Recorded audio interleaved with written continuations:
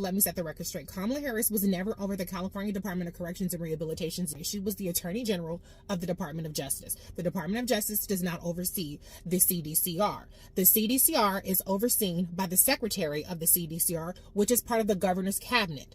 During Kamala Harris's tenure, there were 3 secretaries of the CDCR appointed by then Governor Jerry Brown: Matthew Cate, Dr. Jeffrey Beard, Steve Kernan. Those are the 3 white men that were responsible for all the things that you want to lay at the feet of her. Oh, people were kept past their prison sentences. Not true. What is true is that the CDCR was under federal court supervision. That had nothing to do with Kamala Harris. That had to do with the fact that prisons were overcrowded and there was a Public Safety Realignment Act that they needed to come into compliance with. There were various issues with coming into compliance because there was no capacity in other facilities throughout the state. There were also concerns about releasing violent offenders. There's this completely false notion that everybody is in jail for weed in California, when the reality is 93% of prisoners in California are there because they are either there for a violent crime or because they have a history of committing violent crimes. So when the California Department of Corrections and Rehabilitation needed somebody to represent them, they can't call up Johnny Cochran. They had to be represented by the Department of Justice. The Deputy Attorney Generals represented the interests of their client. And so if you have an issue